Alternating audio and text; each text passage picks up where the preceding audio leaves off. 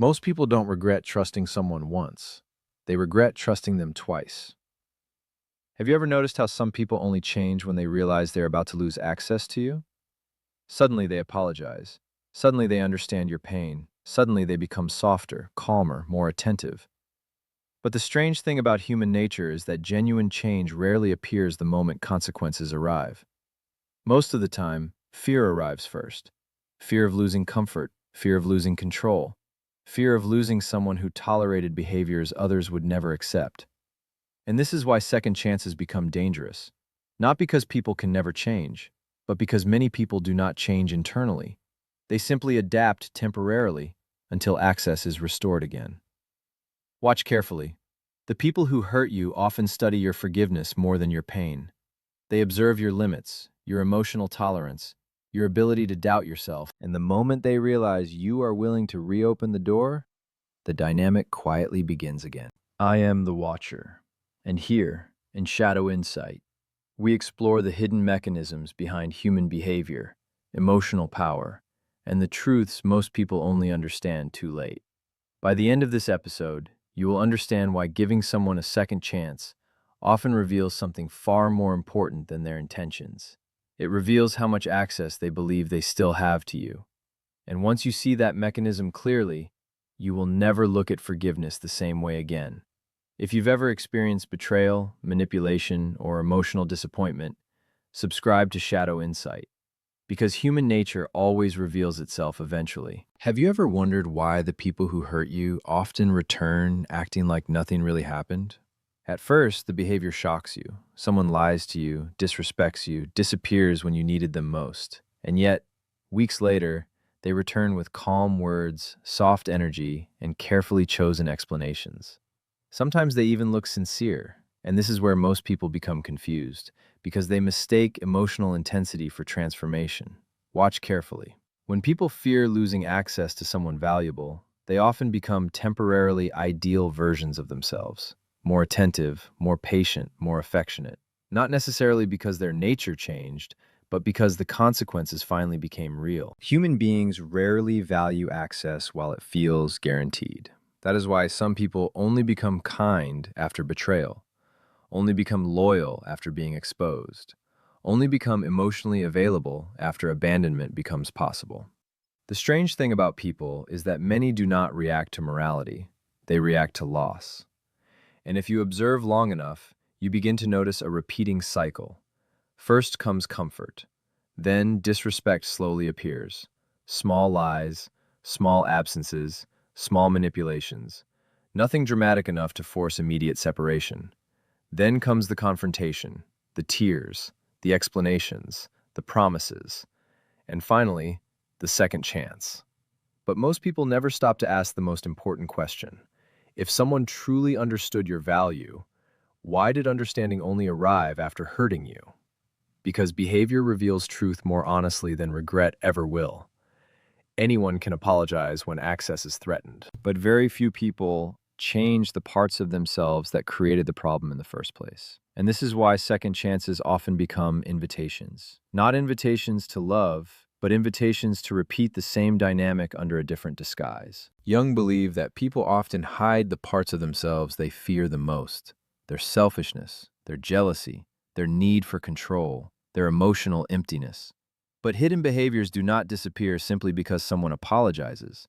They disappear temporarily when losing you becomes inconvenient. And this is the mechanism most people fail to understand. A second chance does not only test the other person, it tests human nature itself. Have you ever noticed how certain people become incredibly attentive immediately after crossing a line? Almost as if they suddenly became the person you always wanted them to be. They text faster, listen more carefully, show more affection, become emotionally available overnight.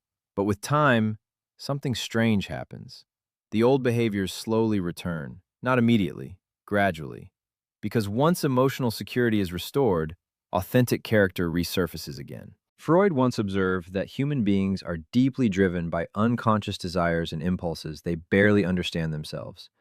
And one of the strongest impulses is the desire to preserve emotional comfort. This is why many people do not seek forgiveness because they transformed internally. They seek forgiveness because guilt, consequences, loneliness, or loss became uncomfortable. Watch carefully. There is a difference between remorse and inconvenience.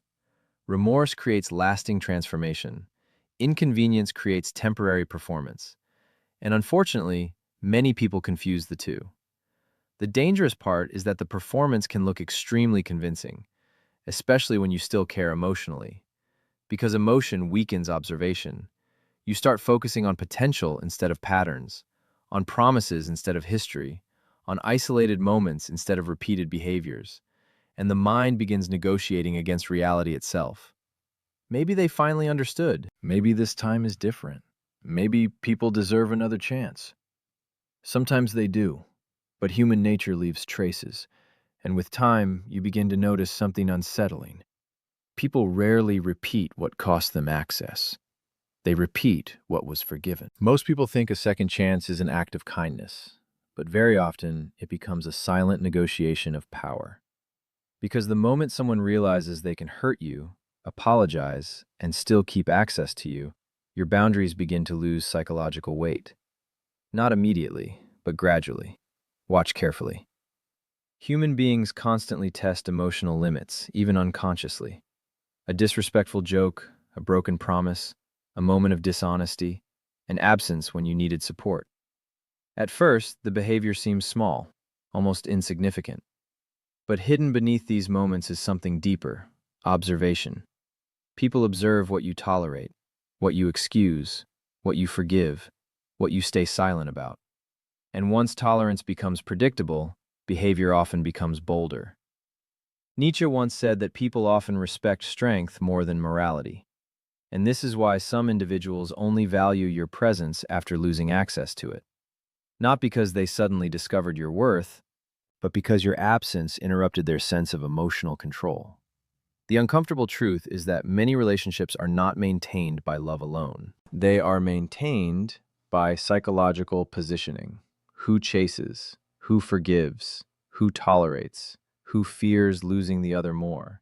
And when one person repeatedly accepts betrayal, disrespect, or emotional inconsistency, an invisible hierarchy quietly forms. One person begins adapting. The other begins expecting adaptation. This is why second chances can become dangerous to your identity itself, because over time, you stop protecting your peace and start protecting the connection at any cost. You rationalize behaviors you once considered unacceptable. You silence your instincts. You minimize your pain. You betray your own standards to preserve emotional attachment. And the strange thing about human nature is that people often lose respect for what becomes too easily available after damage is done. Not always consciously, but psychologically. Because consequences shape perception. When consequences disappear, many behaviors quietly return. And this is why some people never truly change after forgiveness.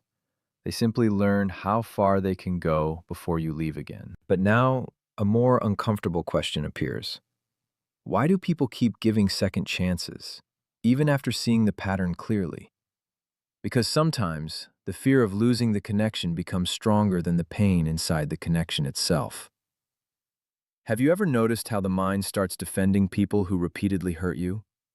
You remember their good moments, their vulnerability, their potential, the version of them you hoped was real.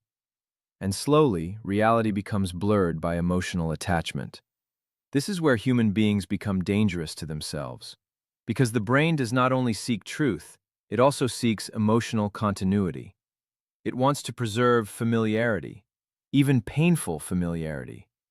Adler believed that many human behaviors are driven by hidden feelings of insecurity and emotional dependence. And this is why some people tolerate disrespect for far longer than they should. Not because they are weak, but because losing the relationship feels like losing a part of themselves. Watch carefully. Sometimes people are not attached to who hurt them. They are attached to who they were with them, what they imagined together, or who they hoped the other person would eventually become.